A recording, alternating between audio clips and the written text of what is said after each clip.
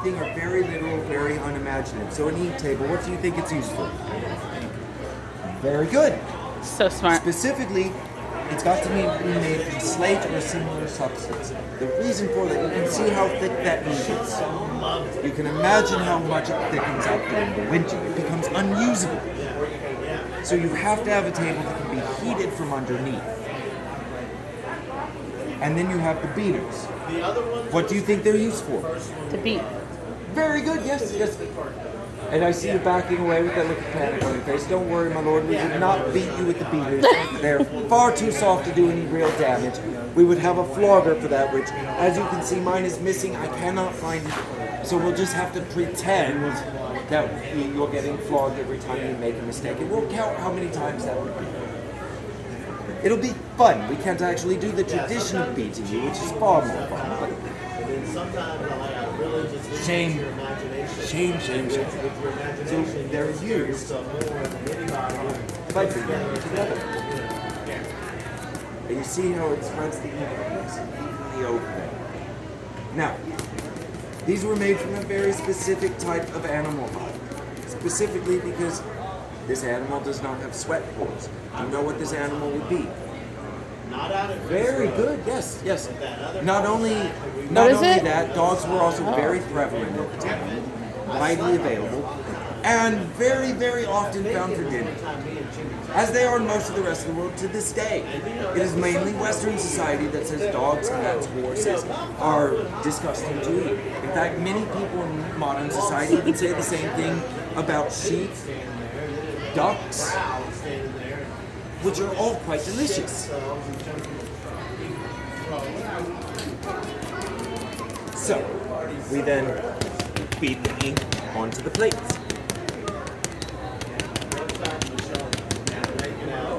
Now, my lord, if you will take a look, does it look like I've inked the plate thoroughly?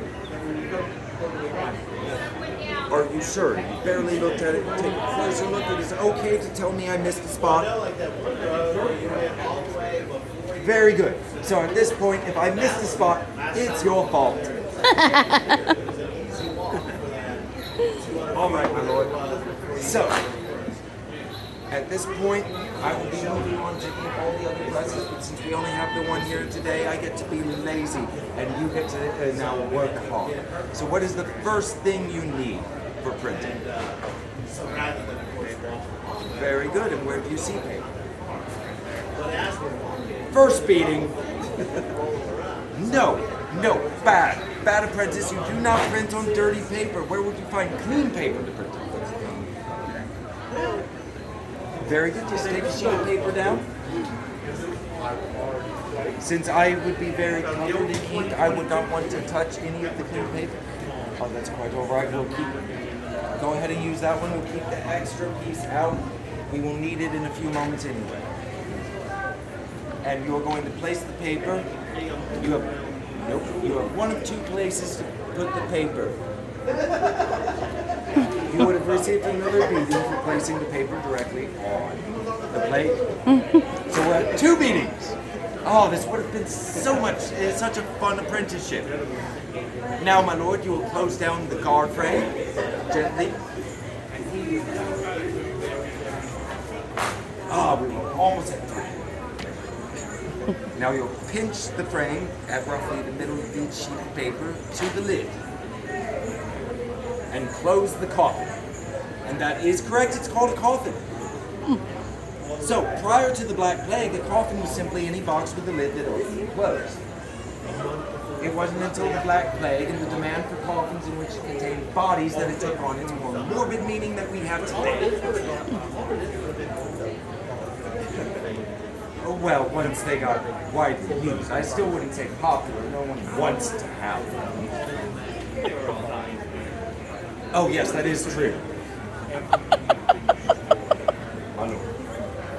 By the wrist, it's the mid-pages. We don't have toilet paper after all. You never know which hand you can wipe on, so you should by the wrist. So, after the definition of the word changed, printers continued to use it because puns are the highest form of humor. Do you know what that actually means? It does not mean they're the funniest, they're the smartest, anything like that. This comes from a time of mass illiteracy. Only the wealthiest and most powerful could read. So therefore, if you could get the joke, that meant you were greatly elevated social status. You were a very high social status. So, printers being the well-educated, literate, and therefore pompous and full of themselves men that they were, continued to call it a coffin because it contained the body of their work. And as you can see, we still find ourselves hilarious, we're still full of ourselves, we're still laughing at our own jokes, and nothing's changed.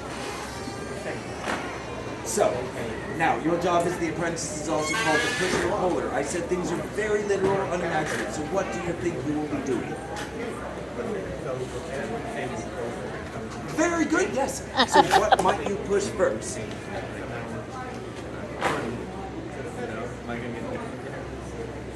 For trying to push down, yes, that would be a beating, so we're at 3. There's a big handle somewhere. No, that's the pull. A different big handle, one that you can push from where you're working. I just touched Ready, it. number 4. Okay, so you push the coffin under the press until the frame here is about an inch from the press. Oh, by the handle, it just takes a little bit to get it started. It's heavy.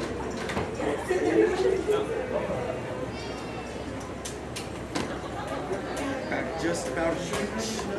Perfect. Now, you step over here, and you push. Now it's time to pull. Yes, the lever. Pull the lever. Pull the lever. Very good. Yes. Now you push the lever back, and you may pull the coffin back out. Now, you remember where you pinched earlier? Here and here. You'll pinch again. Closer to the center. Yes, perfect.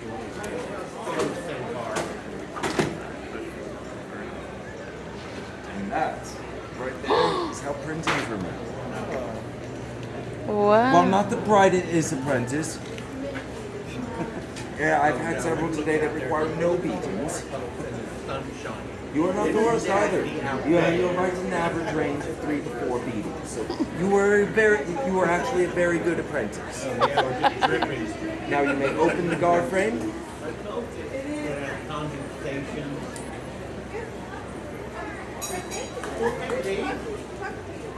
Come back with an And hold up your printing so that you may finish stealing your soul for the